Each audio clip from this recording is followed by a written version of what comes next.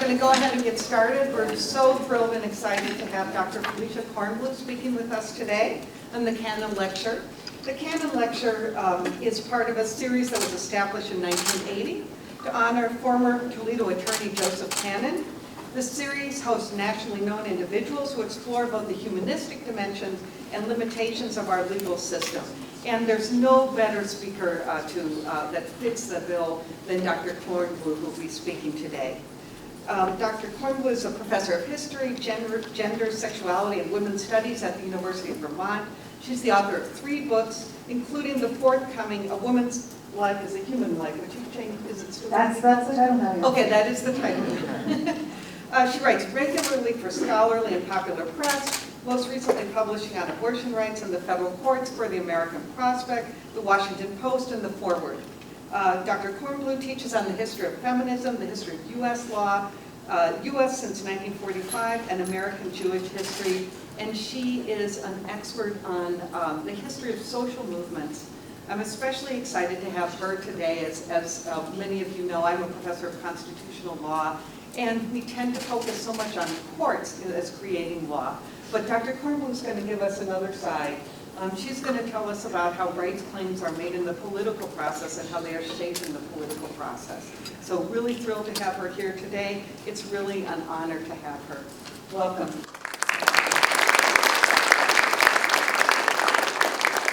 Right, let me just start with a sound check. How are we doing? Can you hear me? Oh, very good. Everyone is very well trained for that, too. Thank you. So thank you all for being here and everyone who made this possible, especially Associate Dean Zitlow.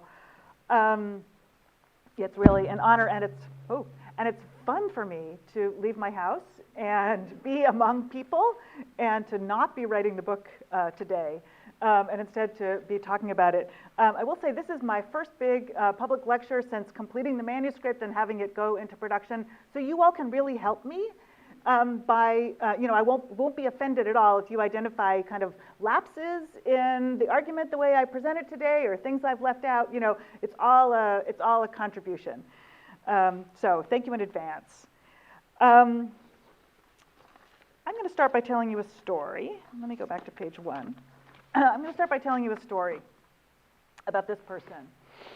It was 1963, and a woman named Karen Stam was unmarried, pregnant, and 18 years old, and she was eager for an abortion. She was a bright woman from a lower middle class family, finishing her education, and in no way interested in having a child. Her home state of New York had treated abortion as a crime since 1830.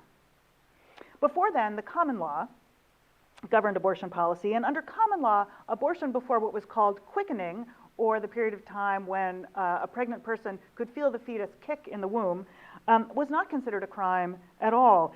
And in fact, authorities rarely prosecuted people even those who terminated their pregnancies fairly late on, because the quickening standard demanded that the pregnant person themselves say whether or not the fetus had kicked. So it relied on their understanding of their own body.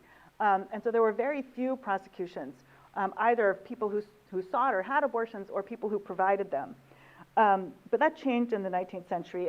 And when Karen Stam was seeking an abortion, abortion was still a crime in New York State. However, starting with the legislation of 1830, New York was a pioneer in providing an exception, what was called the therapeutic exception to the criminal abortion laws.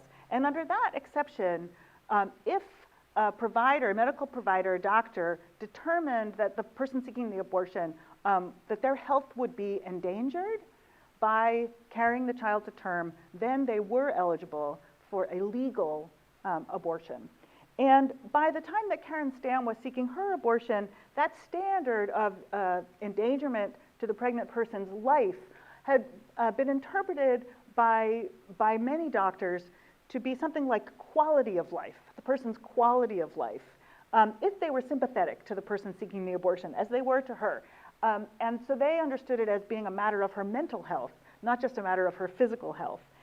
Utilizing the power the law gave them under this therapeutic abortion exception, doctors performed abortions for women who could argue successfully that an unwanted pregnancy would damage their mental health. And so Stam received approval on this kind of mental health grounds. It helped that she could say that she had seen a therapist, but the doctors could still have rejected her request. As she put it, quote, "The committee that interviewed me was, I think, only one or two people, docs, who seemed most interested in my grades. I interpreted that as I was worth going out on a limb for, since I was a good student.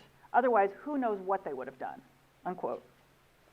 Just before the procedure at Montefiore Hospital in her natal borough of the Bronx, Karen Stam remembered, quote, "I was handed a consent form. It was a one-page consent form for the abortion. I read it, I signed it, I turned it over. The other side was a consent form for sterilization.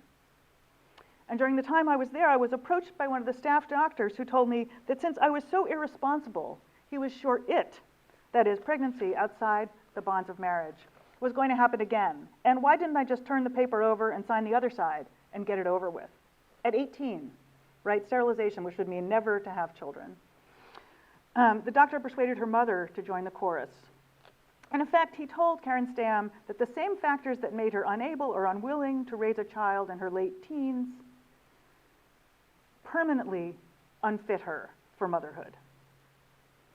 Later, she learned that what had happened to her was fairly common. Many doctors who performed so-called therapeutic abortions pressed unmarried women to agree to sterilization as kind of a package deal, as activists called it.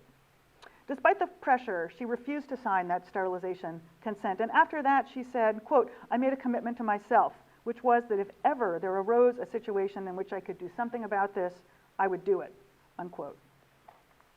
That commitment led her to become a reproductive rights activist in the 1970s as a leader of the Committee to End Sterilization Abuse, or CESA, arguing that much as the laws that criminalized abortion violated women's rights by interfering with their ability to end a pregnancy, sterilization abuse of the kind that she believes that she encountered violated their rights by keeping women from becoming parents.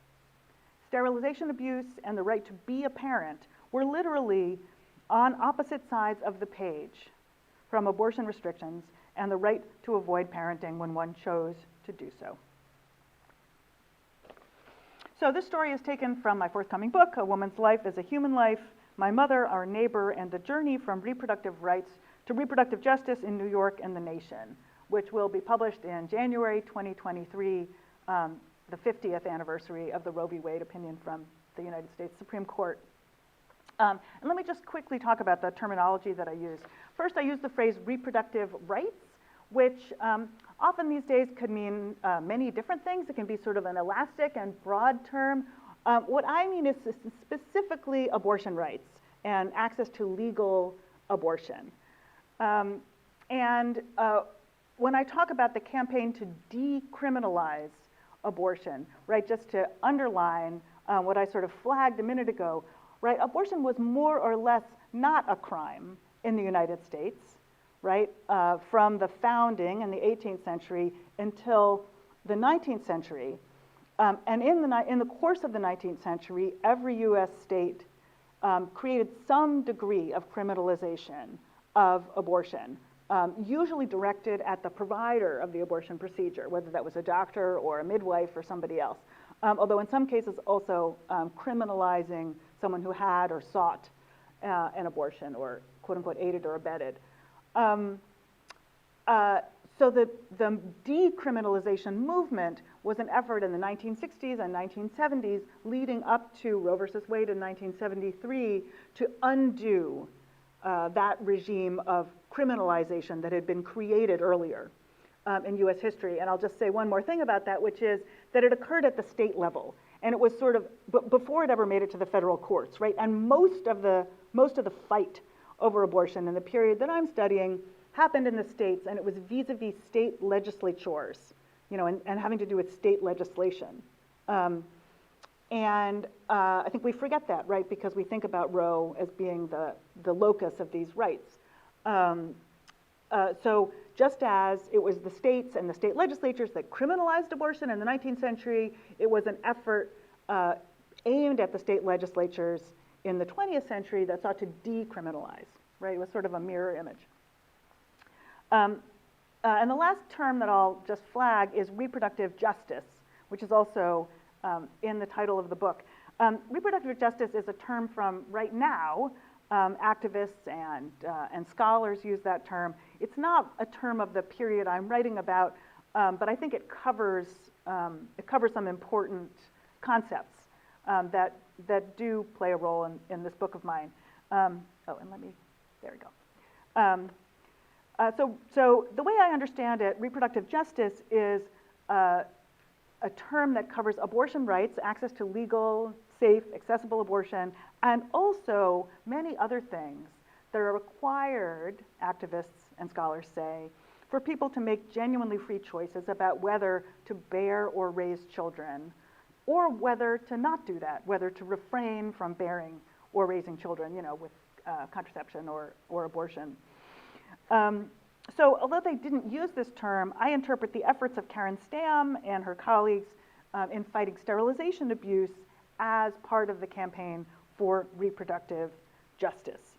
And they were fighting for people like Karen Stam herself, a woman who was trying to finish her higher education, a white woman from a lower middle class family, and even more fighting for working class and poor people, for black and brown people who had been experiencing this kind of sterilization abuse, coercion and pressure from medical professionals for generations. And I should also underline that this is something that happened to many disabled people inside and outside of institutions. So I see all of that as kind of an early precursor to our contemporary movement and our contemporary understanding of what we call reproductive justice. They fought both for the right to have children when that was someone's choice, right? And all of the kinds of supports that would enable someone to make that choice. And they fought for the right to refrain from childbearing when that was someone's choice, right? And everything that would enable that in a safe and accessible way. Okay. I also mentioned my mother in the title of the book. So what's mom got to do with it? Here's my mother. She was a woman lawyer. She graduated from Brooklyn Law School in New York in 1954. And one way that I think about what it was like to be a woman lawyer then is it was several years before Ruth Bader Ginsburg graduated from Columbia Law School. And if you've seen the documentary or the feature film about RBG, you know that that was pretty hard for her to be a woman lawyer in that period. So my mom was in law school even earlier than that. This image, this is a photo that actually ran in a local newspaper in New York City. It ran because the journalist thought it was so extraordinary that this was a woman advocate in night court representing a woman defendant. The woman, my mother is the one with the hat. I guess that's the lawyer is the one with the hat and the glasses. And the woman standing next to her is a woman who was accused of being a lady of the evening, a woman with loose morals. And my mother was representing her pro bono in night court, and that was a pretty rare thing in those days. So my mother made her career as a labor lawyer and spent several decades working for the National Labor Relations Board for the federal government. But at the same time, she was a fierce and committed feminist, and she was a very early member of the National Organization for Women, or NOW, and especially of the New York City chapter of NOW, which was, NOW was founded in 1966, the New York chapter in 1967, and it was really a pioneering women's civil rights organization that very quickly identified the right to abortion as kind of a linchpin of women's equality in the way they understood that in women's civil rights. Now you can't see this very well, and unfortunately I can't make it bigger, but I'll tell you about this document. So this is the document that reveals my mother's role in this history. And this is all on the, I should say, the reproductive rights side of the ledger, right, abortion rights.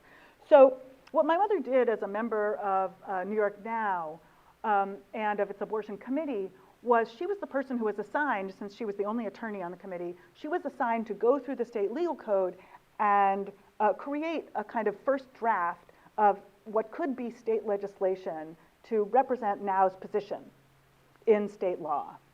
And Now's position was quite extraordinary at that time, right? There had been a movement already starting in the late 50s into the 60s to reform, it was called, the abortion laws, right? Those very strict 19th century abortion laws. And what reform meant was kind of loosening or liberalizing the laws so that doctors who encountered somebody like Karen Stam would have more possible criteria that they could use to allow someone to have a legal and safe abortion procedure, right? That was reform. Like they talked about lengthening that list of reasons, right, for a legal abortion. What Now wanted was something much more dramatic. They wanted repeal, full repeal of all restrictions. Take it out of the penal code. Take it out of the state code altogether, right? Repeal. And that was what my mother worked on. So she went through, she had no computer, right? Because people didn't. She didn't have a very good law library. And she went through the whole state legal code and found every place where abortion was mentioned and struck it out.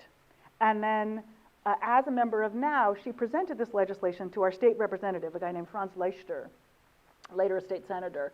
And that was the law that Leichter and a colleague, Constance Cook, who was a Republican woman legislator from upstate New York, they actually presented that as legislation to the New York State Legislature in January of 1969.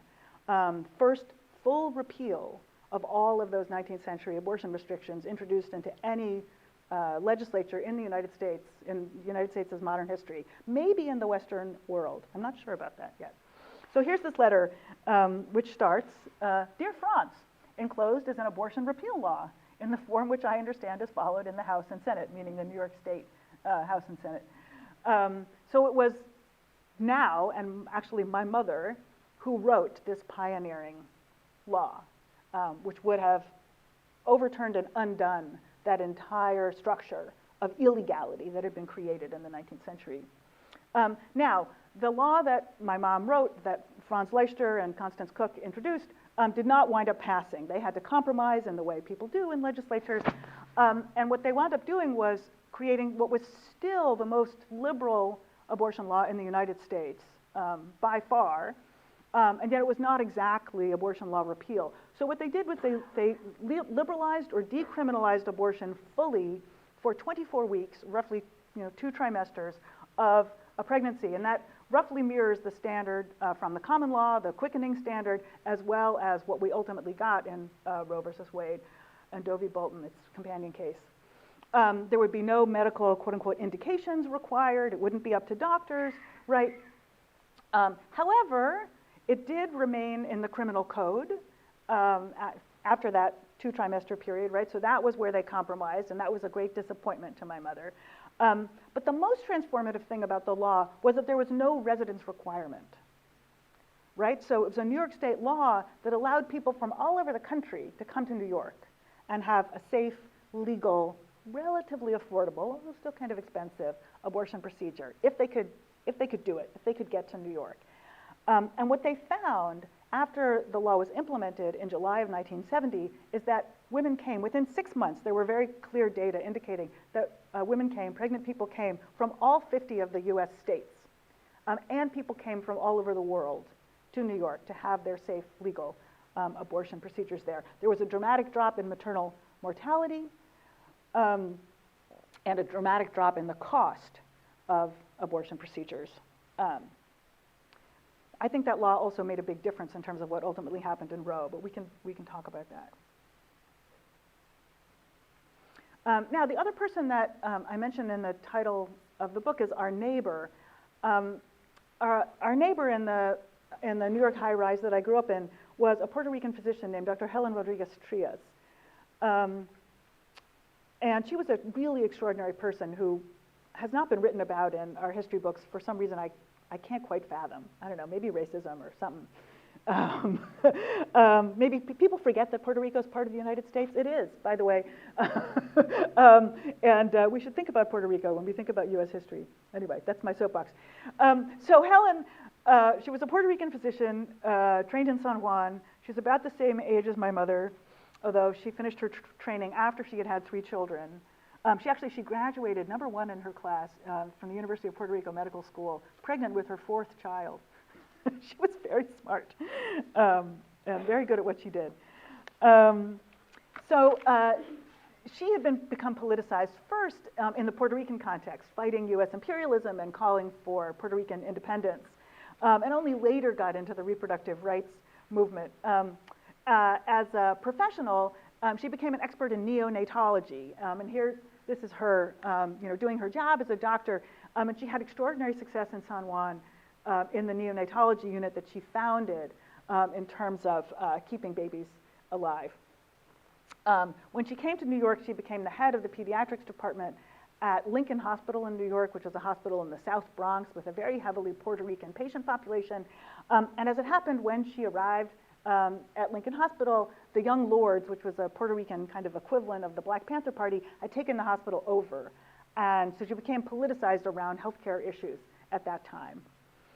And there was a woman, I should say, because it's up there, there was a woman named Carmen Rodriguez, not related to her, who died at Lincoln Hospital after New York decriminalized abortion. And the Young Lords argued that essentially it didn't matter if you were poor and black or brown. It almost didn't matter. I shouldn't say it didn't matter, but it almost didn't matter whether abortion was legal or not, because if you went to a bad hospital where they didn't take your needs seriously, you could still die from a legal abortion procedure.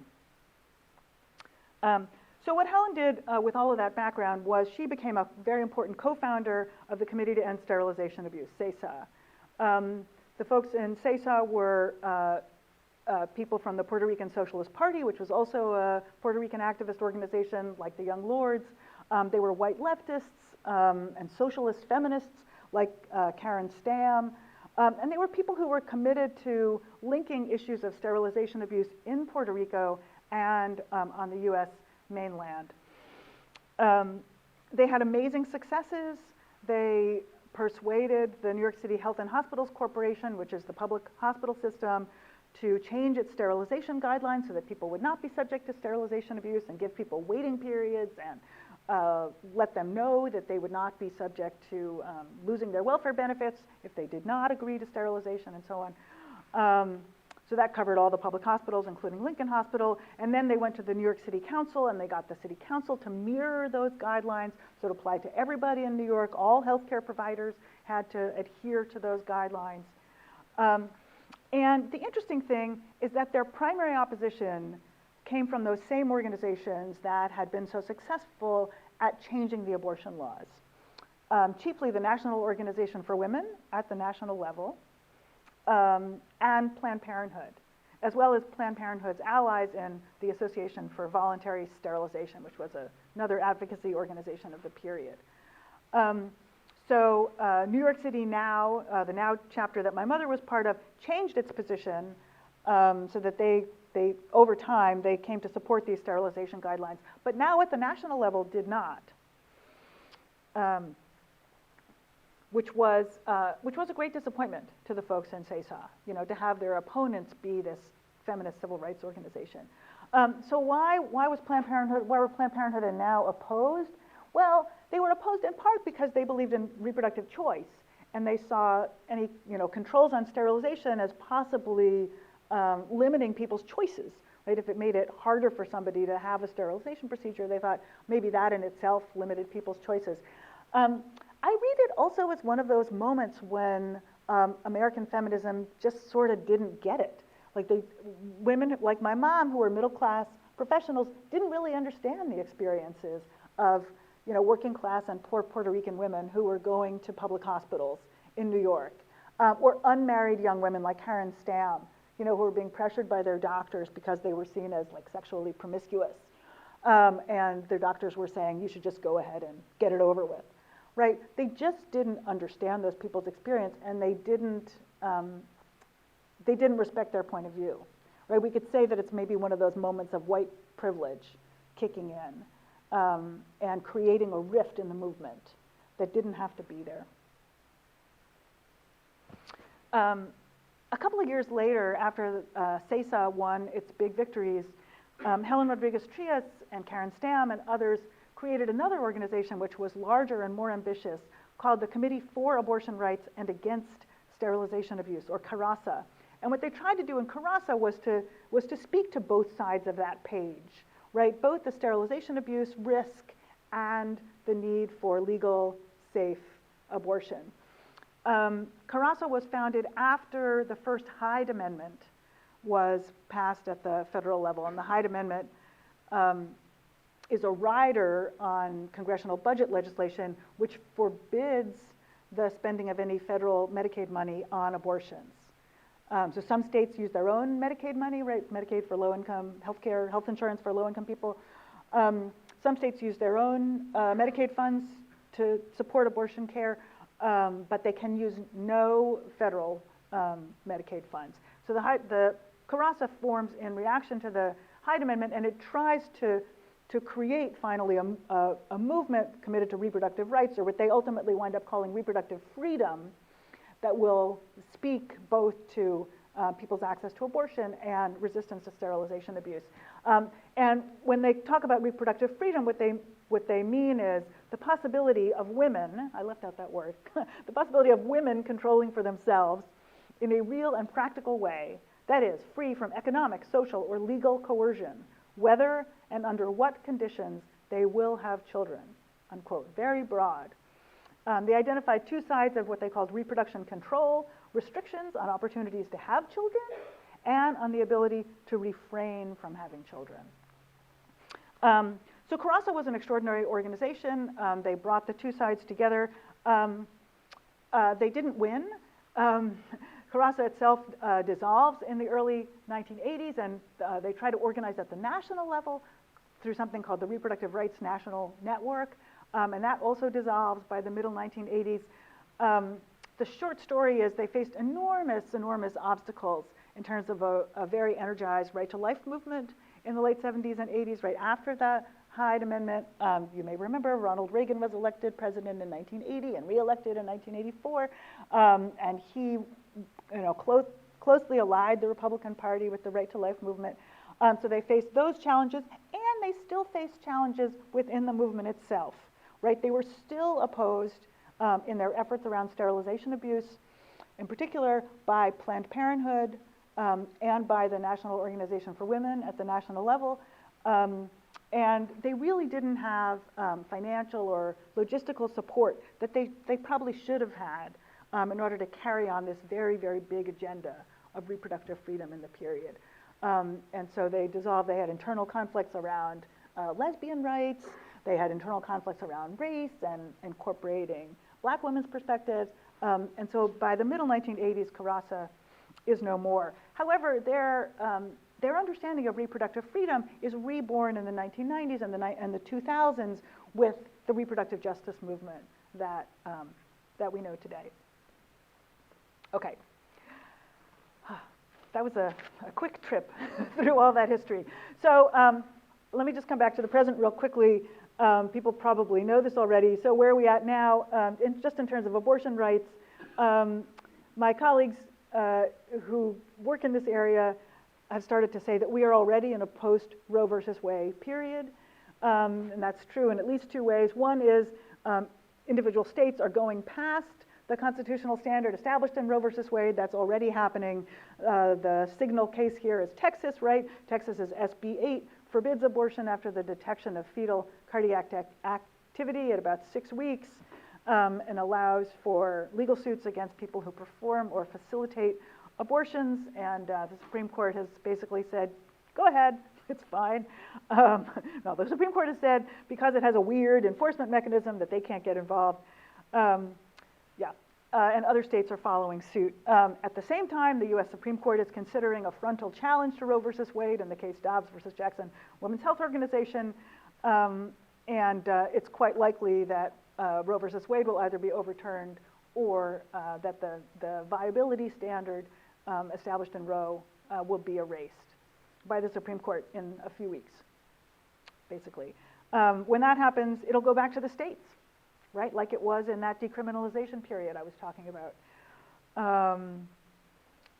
And researchers have found that 26 states are ready to go with severe restrictions on abortion, either forbidding it entirely or restricting it to a great degree. And there are over 40 million people with the potential to get pregnant who live in those states, who will be living in states with either no or extremely limited abortion access. So what does that mean for us in the future, for people who are interested or care about these issues, either as scholars or advocates? Well, I think it's a good time to think about state-level politics, frankly, and to think about how advocates in the late 60s and early 70s waged state-level legislative campaigns around these issues, and how they used legislation when they didn't have access to the federal courts, when frankly it never occurred to them that the federal courts would be on their side. So I think it's a good time for us to think about that, and for people who are interested in advocating to be working at that level. And I also think it's an ideal time for us to think about reproductive justice, and to transform the reproductive rights movement to take on all of those things that Carassa tried to do in the late 70s and early 80s when they called for reproductive freedom. I think it's time to change the agenda and frankly the image of feminism and liberalism from movements that seem or have seemed to be calling only for restrictions on childbearing or access to not having kids, to movements that care about people, whether they want to have kids or they don't want to have kids, and movements that stand up for all of the things that are implicated by people's choices around childbearing. And I think if the movement is able to do that, I say we sometimes, and excuse the slippage, I am on a Planned Parenthood board, just a true confession. So sometimes I speak in those terms. But as a scholar, I'll just say that might indeed change the image of this movement, and it would allow the movement to speak, I think, more genuinely about issues of race, disability, and economy, as well as about sex, gender, and sexuality. And with that, I'll hear from you. Thanks.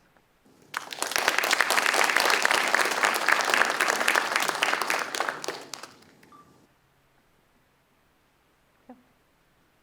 And we seem to have some questions, right? So should I just field them? Yeah, I'll just field them. Maybe I'll just go left to my left and then to my right. So person on my left, do you want to ask a question? Microphone that we want to use because we're recording this. Yeah, yes, you have a microphone in your hand, right? Yeah. Yeah, so whoever has questions, I can bring the microphone to them. Oh, I'm sorry, I thought you were the questioner. Got it.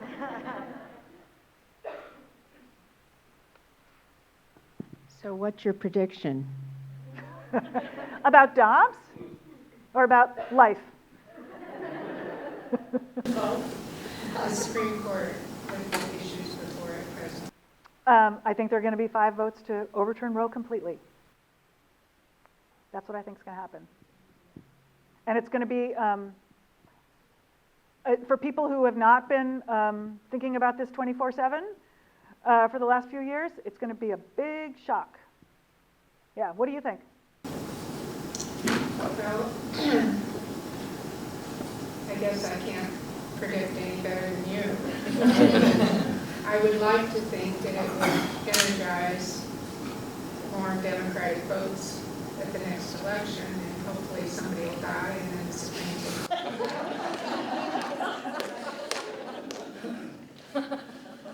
I didn't say it. This is just it, sorry. Here.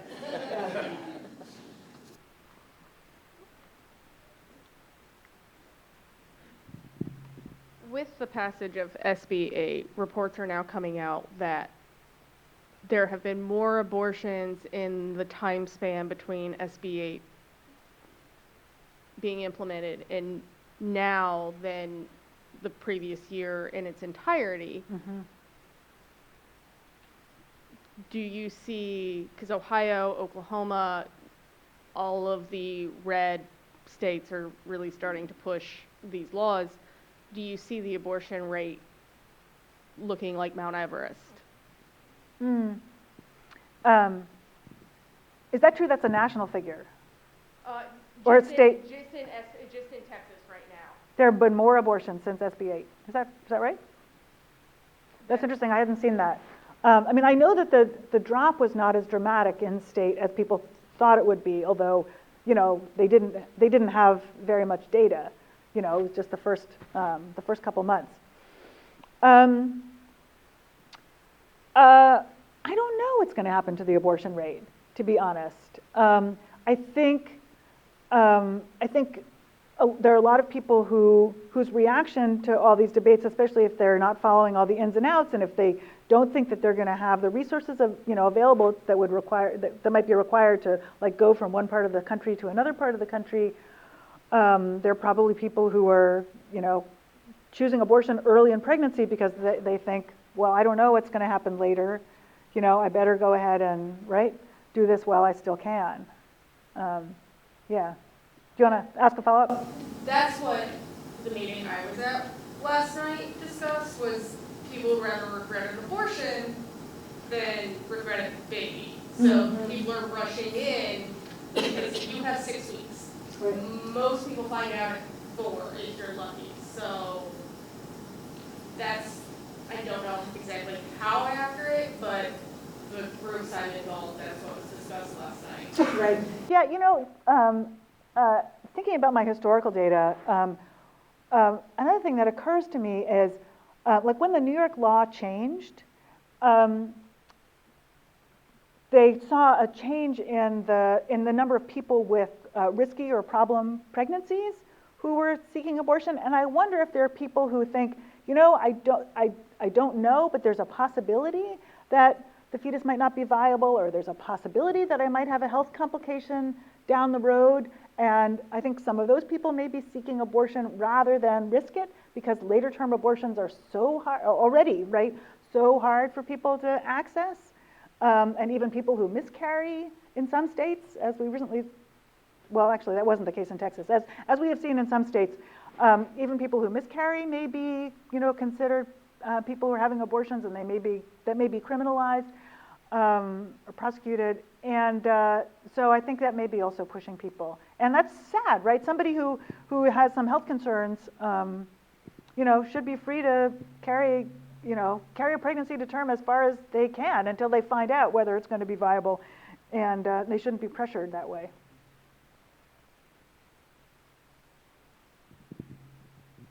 Long term, do you see any possibility that this all becomes moot because of the availability of a pill for abortion? Mm-hmm. It gets into the issue of mail, and can they get into the mail to check to see if you're doing this, but what's your long-term prognosis on this? Yeah, well, so that's one thing that's really different, right, from the late 60s and early 70s, right, is the possibility of medication abortion and the possibility of accessing those medicines, those medications through the mails. So people are doing that. I think they're doing it already in states where there's no clinic or no clinic that's any place really accessible. I think that's going to be the next big fight. Well, there are going to be two big fights, right? The Right to Life movement is absolutely not going to be satisfied when they, and I'll say when they win on Roe versus Wade, right? People who are morally and politically committed to the fight against abortion are not going to be satisfied by allowing it to go back to the states, no matter what they said in the Dobbs oral argument. So what they're going to do is, one, try and get the Supreme Court to rule that fetuses have all the rights of persons under the Constitution, right? Fetal rights under the 14th Amendment, and they're going to try and use regulatory measures, like use the power of the CDC or the FDA to prevent people accessing medication abortion. So that's already happening. That's already, a major agenda point for the Right to Life movement. And I think there's going to be a lot of pressure in that direction. And it's another reason why the next presidential election is pretty darn consequential, right? Because that could be very, very much on the table. So far the Biden administration has had, quite an open approach, and I think that's made a difference. But yeah, that could change.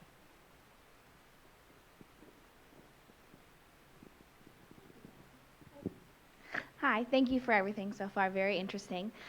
So as someone who is currently in law school and will be graduating in a couple of years, very interested in reproductive justice and reproductive freedom, with the end of Roe kind of, in the crosshairs coming closer, is it time for us to start fighting for other things, better childcare, better sex education, better, we know black women's maternal mortality rate is through the roof in this country.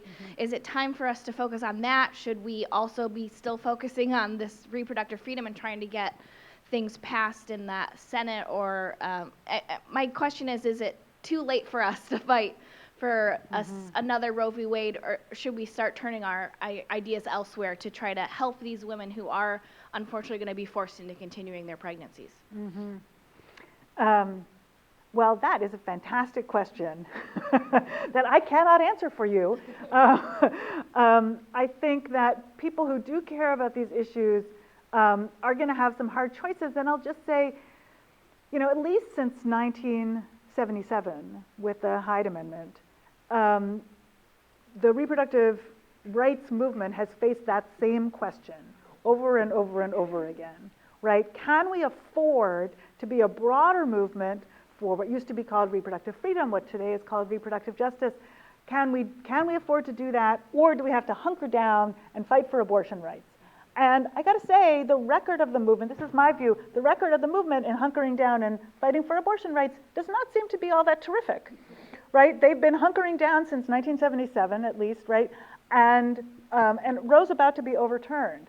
And I think many of the key arguments of the right to life movement, the most compelling arguments of the right to life movement, are charges that, that abortion is racist, that it's classist because it's about bougie women who, don't want to bother with parenting, and that it's ableist or against disabled people. And so I think the movement is so vulnerable on those issues. I don't see how it can afford to not address those issues, and how it can afford to not be a movement for reproductive justice. I think the movement is stronger if it doesn't hunker down. And I understand some people in the next, people who work for abortion funds, people who are going to be part of a national network that's trying to ferry people from one state to another, they're going to have their work cut out for. They're going to work on abortion access, right? So a lot of resources and people hours are going to be spent on that. But I think that at the same time there has to be at least an equal investment in broadening the coalition and broadening the agenda, because otherwise we are screwed. Yeah.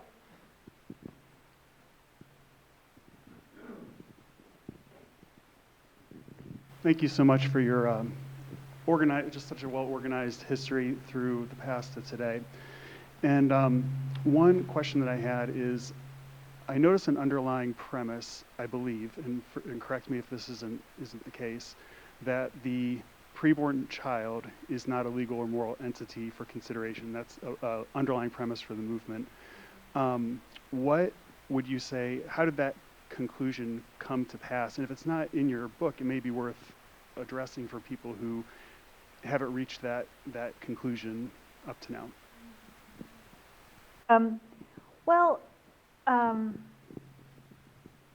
There are a couple of things. I do a little bit of work, probably not as much as I could, to be honest, in the book, about people's religious and philosophical backgrounds in the movement. And a lot of the folks I'm writing about, to be honest, including my mother and Karen Stam, a lot of them are Jewish, and I'm Jewish. And in Jewish law, Jewish religious law, the fetus is not a person. Prior to it actually coming out and taking its first breath in the world, it is not considered a person. It's not considered a nephesh, a thing with a soul. And so for Jews in the movement, except for some, for Jews in America at that time, except for some Orthodox Jews who sort of became politically affiliated with conservative Catholics and evangelical Protestants, it was not a difficult leap, right, from people's sort of private or family or synagogue-based moral views to this kind of political view. And the difference between Jews and some Catholics and some Protestants, I mean, we all read the same Bible, right? But there was a difference in translation. In the first Greek edition of the Bible, there was a difference in translation and a key passage in Exodus, which led to a difference in perspective between many Catholics and evangelical Protestants and Jews and then more liberal Protestants and some Catholics, sort of lay Catholics, not the Catholic hierarchy. So there's a very, very long Western tradition of not viewing the fetus, certainly not the fetus before that quickening period, as a person, as having all of the rights or characteristics of a person that would have to be respected in that way. And actually the American, the common law, and even some of those early state laws, was based on that religious view, right? When it said abortion before quickening is kind of unproblematic, right? The common law, it was actually mirroring the King James Bible and its view, right? So I think that was where people largely were coming from, and I write a lot about the clergy consultation service on abortion, which was a faith-based organization that helped people access abortion during that period when it was highly, highly restricted. And those folks, I mean, obviously they were not Catholic priests. They weren't in the Catholic hierarchy, but there were a lot of Protestant ministers and some Jewish rabbis who participated in this, and they saw that as their faith-based mission to help people access a safe and legal abortion procedure, because they were concerned that that adult women would die from unsafe abortions, or that they would have unwanted children, and that would have deleterious consequences. And even in the Catholic world, of course, abortion is not considered cool, but Catholic public opinion in the 1960s and early 70s is actually very much in flux around this issue. And there's one really influential Catholic legal scholar who I write about, Robert Drinan, who was a priest and later a member of Congress, and he taught at, I think, Boston College Law School. And he said it would be better, he of course was against abortion, but he said it would be better for us to just repeal the laws and have no restrictions, because then the state would just wash its hands of this issue. The state wouldn't be kind of in the business of saying, oh, abortion, it's okay sometimes and it's not okay other times, because he thought that, that even more than the laws they used to have, that would imply a kind of acceptance of abortion. And it would be kind of the government saying, some lives deserve to be recognized and other lives don't deserve to be recognized, the fetus this age, the fetus that age. And that was kind of a, briefly, that was a respectable Catholic view, that we should just get the state out of this business and let people be guided by their moral view, whatever that is. So I think for people who did or who do see the preborn child, as you call it, or the fetus or the embryo, as having personhood that needs to be respected, there is something of a lineage of saying, sure, proceed with that, proceed on that view, but get the state out of it. Let the state wash its hands. Yeah. Great presentation. I'm from Canada, so I was wondering, you framed the abortion discussion as classist. What is the average price for abortion in the U.S.? Oh, that's a great question. I don't know. I know it varies a lot based on gestational age, of the fetus or the embryo, at what point in a pregnancy, and whether it's in a hospital or a clinic. You know, in some states, you don't need to have an MD perform the procedure. It could be a nurse practitioner or a PA. And I think all those factors go into cost. Does somebody else know better than me? Yeah? I know recently someone I know, it was $500, no health insurance, health insurance would not cover it. This was in the state of Michigan. Okay. Yeah. I had a friend that got hers free from Planned Parenthood, but she was really early, so it was just a tell. Yes, I will say that in the, yeah, sorry to cut you off. The other thing I know is that that Planned Parenthood, for example, in my area of the country, has a sliding scale for what they charge, and they do provide subsidies. They have a kind of endowment fund, and there's a national network of abortion funds around the country. Every part of the country has one of these funds that help people subsidize those costs, and also if there are costs associated with going from state to state or staying overnight somewhere, if you have to go back for repeated appointments, like all those things are supported. We need to wrap up because many of the students have classes. Okay, can we do one more question, or do we have to stop? Hello. Do you think with the current political landscape, it would be, do you think it would be able to support reviving some of these older and arguably more radical views of reproductive rights? Sorry. Thank you. Yes. Yes, I do. Maybe I'll just end on this note. I know that people who are interested in this issue from a pro-legal abortion perspective feel like this is a really rough time, right? And I'm very sympathetic to that. But I will just say that I think the reproductive justice approach, an approach that brings us together, an approach that centers race and class and disability, right? An approach that that centers people's choices and opportunities to have children as well as to refrain from childbearing. I think that's a winning approach. It's politically winning, and frankly, for me, it's very morally winning.